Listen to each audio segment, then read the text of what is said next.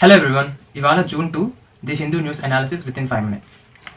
So ఇవాళ చూసుకున్నట్టయితే north east India batted by rain అనేసి ఫస్ట్ ఫ్రంట్ పేజ్ ఉంది. సో లాస్ట్ వీక్ మనకు పడిన వర్షాలకు నార్త్ ఈస్ట్ ఇండియాలో ఎస్పెషల్లీ అరుణాచల్ ప్రదేశ్, అస్సాం, మేఘాలయ, మిజోరాం అయితే వర్షాలు బాగా కురిసి అక్కడ చాలా డిజాస్ట్రస్ ఎన్వైర్న్మెంట్ క్రియేట్ అయింది. సో ల్యాండ్ స్లైడ్స్ కూడా అయ్యి చాలామంది చనిపోయినట్టు మనకి సాటర్డే వచ్చిన న్యూస్ పేపర్లో ఉంది. ఇక మనం చూసుకున్నట్టయితే సండే నిన్న పడిన వర్షాలకు అక్కడ చాలామంది అయితే చనిపోయారు. అలాగే అక్కడ ఇల్లులు కోల్పోయారు మిజోరాంలో. అండ్ అలాగే టూరిస్టులు కూడా చాలామంది సిక్కింలో ట్రావెల్ చేస్తున్న వాళ్ళు చాలామంది అయితే ఇబ్బంది పడుతున్నారు. ఇండియన్ ఎయిర్ ఫోర్స్ కూడా సహకారాలు అందించి వాళ్ళని బయటకు తీసుకురావాల్సిన పరిస్థితి. సో డెత్స్ అయితే 34 మంది ఈ పాటికి చనిపోయారు అనేసి నిన్నైతే మనకి న్యూస్లో రావడం జరిగిందనమాట. ఏపీలో ఇంతకుముందు ఏదైతే 2019 ముందు ఫెయిర్ ప్రైస్ షాప్స్ నుంచి డిస్ట్రిబ్యూట్ చేసేవాళ్ళు, అంటే ఆఫ్టర్ వైఎస్ఆర్సీపీస్ గవర్నమెంట్ రేషన్ బ్యాన్స్ అని ఇంట్రడ్యూస్ చేశారు. సో ఇంటింటికి ఈ రేషన్ ఏదైతే ఉందో త్రూ రేషన్ షాప్స్ కాకుండా వెహికల్స్ వెళ్ళి ఇచ్చేవి. ఇప్పుడైతే మళ్ళీ 2019 ముందు ఏ విధంగా అయితే రేషన్ షాప్కి వెళ్ళి తెచ్చుకునే వాళ్ళమో ఆ సిస్టమ్ రీస్టార్ట్ చేశారు.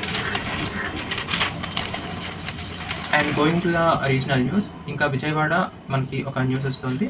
Implement cost plus 50% formula for MSP. This is a very important syllabus point for UPSC agriculture topic. So మనకి పేపర్ 3లో అగ్రికల్చర్ టాపిక్లో ఇది చాలా ఇంపార్టెంట్ అనమాట, మినిమం సపోర్ట్ ప్రైస్ అనేది. సో ఇప్పుడు అందరూ డిమాండ్ చేస్తుంది ఏంటంటే C2 + 50% ఫార్ములాని యూస్ చేసి ఎంఎస్పీని క్యాలిక్యులేట్ చేయాలనేసి చాలామంది అయితే చెప్తున్నారనమాట. సో దాని గురించి ఒక ఆర్టికల్ వచ్చింది. అండ్ ఇంకోటి, Karnataka to study carrying capacity of western Ghats. So కర్ణాటకలో మనం చూసుకున్నట్టయితే వెస్టర్న్ ఘాట్స్లో చాలా డెవలప్మెంట్ జరుగుతుంది. ఆ రోడ్స్ వేస్తున్నారు అండ్ కల్టివేషన్కి డిఫారెస్టేషన్ చేస్తున్నారనమాట. సో ఇప్పుడు ఏవైతే pre monsoon servers and monsoon టైంలో ఎక్కువ వర్షాలు పడడం వల్ల వెస్టర్న్ ఘాట్స్లో ల్యాండ్ స్లైడ్స్ అయ్యే అవకాశం ఉంది కాబట్టి, so as happened in Wayanad, Kerala, and అలాగే మనకి ఇప్పుడు అరుణాచల్ ప్రదేశ్లో కూడా మొన్న బాగా ల్యాండ్ స్లైడ్స్ అయ్యాయి. అలాగే హిమాచల్ చూసుకున్నట్టయితే మనకి ఈ చార్ధామ్ యాత్ర చేసే ప్లేసెస్ కేదార్నాథ్, బద్రీనాథ్ ఈ ప్లేస్లో కూడా ఎక్కువ ల్యాండ్ స్లైడ్స్ అవుతున్నాయి. సో ఇప్పుడు ఏం చేశారంటే ల్యాండ్ స్లైడ్ ప్రోన్ సర్వే అనమాట. సో ఏవైతే మౌంటైన్స్ ల్యాండ్ స్లైడ్ అవ్వడానికి ప్రోన్ ఉన్నాయో అక్కడ డెవలప్మెంట్ యాక్టివిటీస్ జరుగుతున్నాయి కాబట్టి దాని రిలేటెడ్ ఒక కెపాసిటీ సర్వే చేద్దాం అనేసి అక్కడ ఎన్వైర్న్మెంట్ మినిస్టర్ అయితే కర్ణాటకకి రిలేటెడ్ ఒక సర్వే లాంటిది ఇంట్రడ్యూస్ చేయడం జరిగిందనమాట. సో దాని గురించి స్టడీస్ అయితే జరుగుతున్నాయి. సో అది మనకి ఆ రిపోర్ట్ విత్ ఇన్ 3 monthsలో ఇవ్వాలనేసి అయితే ఆయన చెప్పడం జరిగింది. ఇంకొచ్చేసి ఎడిటోరియల్. సో ఎడిటోరియల్లో మనకి ఇంపార్టెంట్ ఆర్టికల్స్ అయితే వచ్చాయని చెప్పాలి ఇవాళ. సో ఫస్ట్ వచ్చేసి growing pains, India needs to grow faster to transition as a developed economy. So మనం ఇప్పుడు చూసుకున్నట్టయితే ఇండియా 4th లార్జెస్ట్ ఎకానమీ అయిందని చెప్తున్నారు, జపాన్ని క్రాస్ చేసి. సో ఇప్పుడు డెవలప్డ్ నేషన్గా వెళ్ళడం అండ్ అలాగే ఇప్పుడు 4th లార్జెస్ట్ ఎకానమీ అవ్వడమే కాదు, ఆ క్యాపిటల్ ఏదైతే మనం జనరేట్ చేసుకుంటున్నామో ఆ జీడిపి టు పవర్టీ. సో ఎంతమంది పేదలకి ఆ వెల్త్ అనేది ఒకరి దగ్గర కాన్సన్ట్రేట్ అయిపోకుండా అందరూ ఆ వెల్త్ బెనిఫిట్స్ని, ఆ ఫ్రూట్స్ని అందరికీ అందేలా చూడడం అనేది చాలా ఇంపార్టెంట్ అనమాట. సో దాని గురించి ఆర్టికల్ రావడం జరిగింది. అలాగే wrong call, Assam governments decision to arm civilians goes against law enforcement. So అస్సాంలో ఏంటంటే మనకి ఈ బంగ్లాదేశ్తో మనకున్న ఈ బార్డర్లో చాలా మనకి ఏవైతే ఈ క్రాస్ బార్డర్ ఇష్యూస్ జరుగుతున్నాయో, సో అక్కడ మనం ట్యాకిల్ చేయడానికి పీపుల్కి ఆర్మ్స్ ఇద్దాము, అంటే గన్స్ లైసెన్స్ ఇద్దాము అనేసి అయితే స్టేట్ గవర్నమెంట్ ఒక ఆలోచన చేస్తుందన్నమాట. సో స్టేట్ గవర్నమెంట్ తీసుకునే ఈ డిసిషన్పై చాలామంది అయితే అభ్యంతరం వ్యక్తం చేస్తున్నారు. అంటే అక్కడ ఆల్రెడీ బార్డర్ సెక్యూరిటీ ఫోర్స్ ఉంది కదా, సో బార్డర్ సెక్యూరిటీ ఫోర్స్ మీద నమ్మకం లేదా స్టేట్ గవర్నమెంట్ ప్రజలకు తుపాకులు ఇస్తుంది అంటే అది రేపు చాలా మిస్యూజ్ అయ్యే అవకాశం ఉంది. ఇప్పుడు చూసుకున్నట్టయితే వెస్ట్రన్ కంట్రీస్ లైక్ USA, అక్కడ అందరి చేతిలో తుపాకీలు వెళ్ళడం వల్ల చాలామంది ఎవరికి వచ్చినట్టు కాల్ చేసుకుంటూ ఉంటారనమాట. సో అది ప్రజలకి చేతులకి ఆర్మ్స్ ఇవ్వడం అనేది ఎంతవరకు సమంజసం అనేది దాని గురించి ఒక ఆర్టికల్. సో ఇంకో ఆర్టికల్ వచ్చేసి regulating India's virtual digital asset revolution అనేసి మనకి ఇవ్వడం జరిగింది. ఇంకా sinking feeling for brand Bengaluru. So brand Bengaluru అంటే ఇప్పుడు అట్ ఏ టైం బెంగళూరులో చాలా యాక్టివిటీస్ జరుగుతున్నాయి. నమ్మ మెట్రో అండ్ ఇంకా చూసుకున్నట్టయితే అండర్ గ్రౌండ్ టన్నెల్స్ కానీ, ఇంకా మనకి బెంగళూరులో వర్షాలు పడేటప్పుడు మొత్తం సింక్ అయిపోతున్నాయి. ఇంకా చాలా ఇష్యూస్ ఉన్నాయన్నమాట. సో మొన్న పడిన 2 రోజులు 3 రోజులు వర్షానికి మొత్తం ట్రాఫిక్ రోడ్ల మీద వాటర్ ఉండి చెరువులను తలపించాయన్నమాట. అలాగే లాస్ట్ ఇయర్ అయితే వర్షాలకి CEOs అండ్ కో-ఫౌండర్స్ హౌసెస్ కూడా వర్షాల్లో మునిగిపోయినాయి, విల్లాస్. సో అంత బ్రాండ్ బెంగళూరు మనం ఏదైతే అంటున్నామో it is giving a sinking feeling.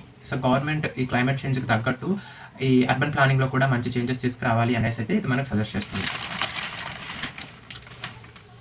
So బంగ్లాదేశ్లో ఇప్పుడు వచ్చేసి tribunal indicts XPM Hasina.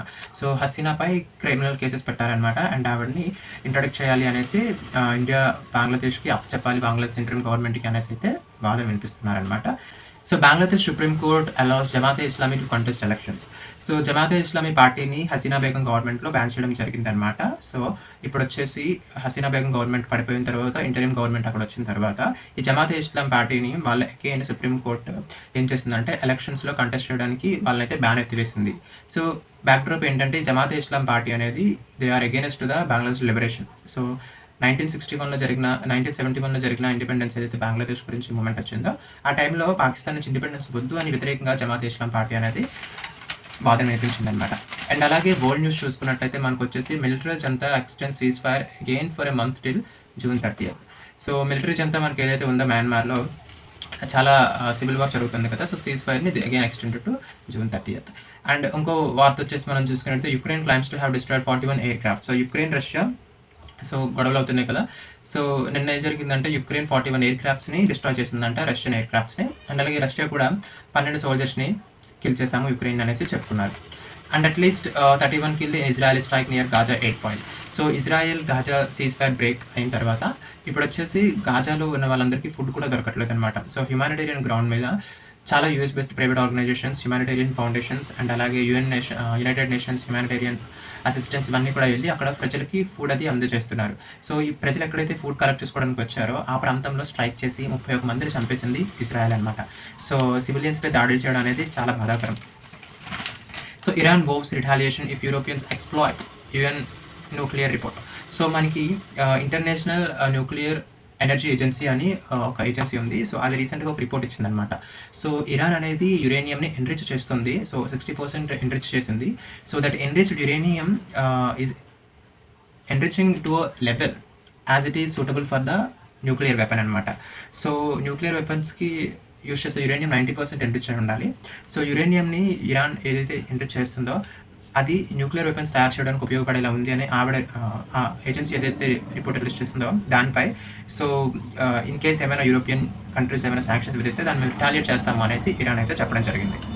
And ఇవాళ ఎకనామీ పేపర్కి వచ్చి చూసుకున్నట్టయితే మనకి ఇండియన్ కంపెనీ ఎయిర్ ఇండియా ఏదైతే ఉందో it is looking to replace aircraft maintenance pact with turkeys firm. So Turkey ఏదైతే ఆపరేషన్ సింధూర్ తర్వాత మనకి చైనా పాకిస్తాన్కి సపోర్ట్గా వచ్చిందో సో ఇండియాలో చాలా ప్రొటెస్ట్లు వచ్చినాయి అనమాట. సో టర్కీకి వెళ్ళాలా అనుకున్న టూరిస్టులు దాన్ని వాళ్ళ ప్లాన్స్ని మార్చుకోవడం అండ్ అలాగే టర్కీస్ కంపెనీస్ ఏవైనా వాళ్ళ ప్రొడక్ట్స్ ఉంటే మనం బ్యాన్ చేయడం లాంటివి జరుగుతున్నాయి అనమాట. సో ఎయిర్ ఇండియా కూడా is looking to replace a pact with Turkish firm as it is supported Pakistan in rivalry with India. So GST collections remain about 2 trillion in May. It is a good news. So GST collections అనేవి 2 trillion పైన వచ్చినాయి అనేసి మనకి news ఉంది. అలాగే India and European union is set to conduct joint naval exercise. So మనకి European naval force ఏదైతే ఉందో European union naval force UNOFOR అంటారు.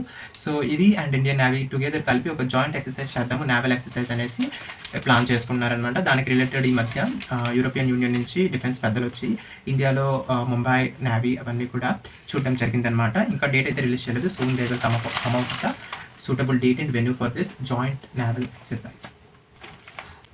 Yeah, pretty much we covered everything in a short span. Thank you.